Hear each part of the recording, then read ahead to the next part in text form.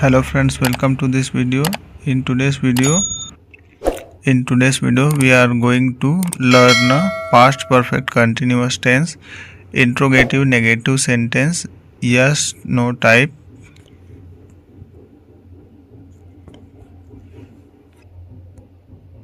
Hello friends, आज के इस वीडियो में पास्ट परफेक्ट कंटिन्यूअस टेंस यानी पूर्ण निरंतर या पूर्ण अपूर्ण भूतकाल के इंट्रोगेटिव नेगेटिव सेंटेंस यानी प्रश्नवाचक नकारात्मक वाक्य जिसमें यस नो टाइप यानी हाँ या नहीं प्रकार के, जो कि हेल्पिंग वर्ब यानी सहायक क्रिया से बनने वाले होते हैं, के हिंदी वाक्य की पहचान करना, साथ ही अंग्रेजी वाक्य की पहचान करना और इंग्लिश सेंटेंस स्ट्रक्चर की मदद से सेंटेंस बनाना सीखेंगे। तो चलिए सबसे पहले हिंदी वाक्य की पहचान को समझते हैं।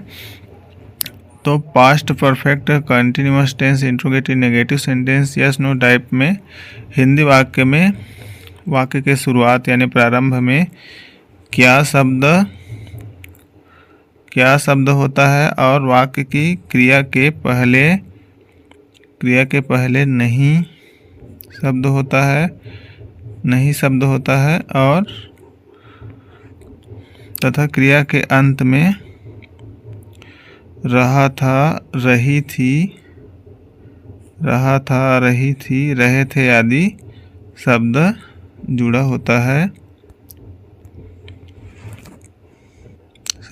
रहता है तथा कर्ता के बाद या वाक्य के बीच में समय सूचक शब्दों के साथ से वाक्य में होता है।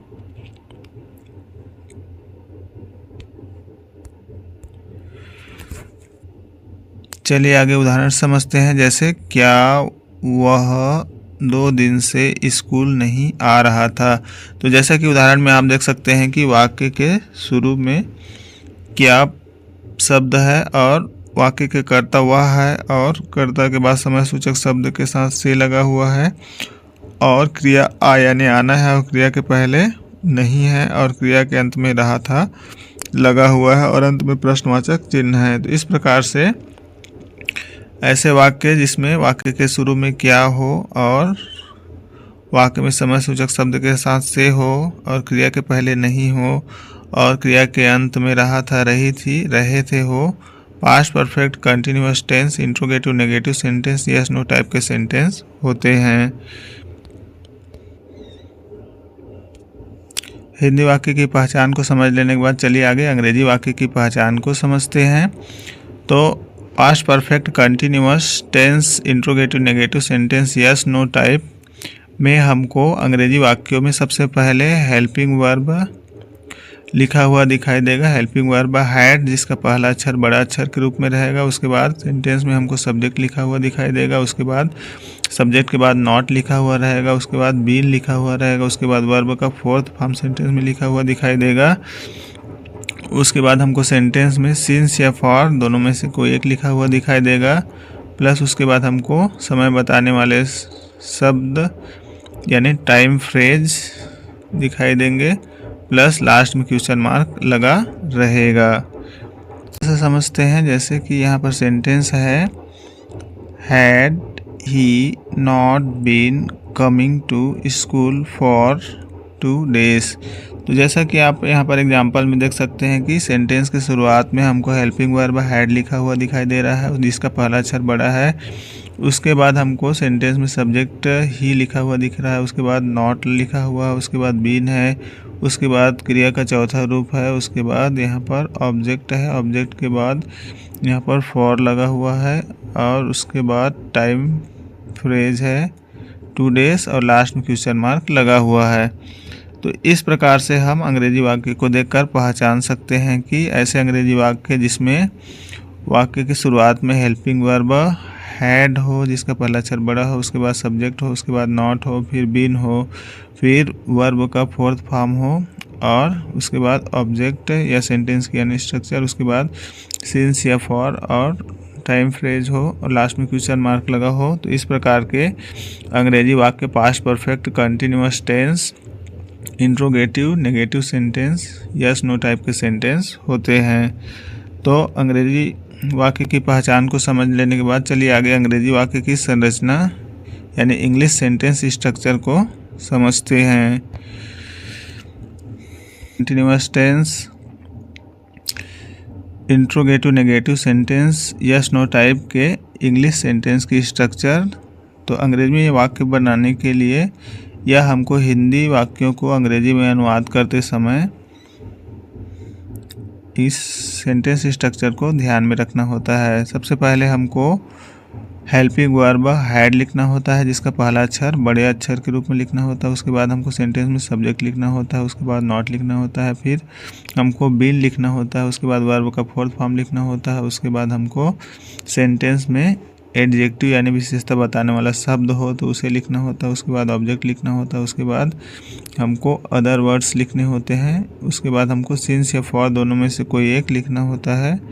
फिर उसके बाद हमको समय बताने वाले शब्द लिखने होते हैं यानी टाइम फ्रेज लिखना होता है और लास्ट में क्वेश्चन मार्क लगाना होता है। तो इस प्रकार से past perfect continuous tense, interrogative negative sentence, yes no type के सेंटेंस की स्ट्रक्चर है।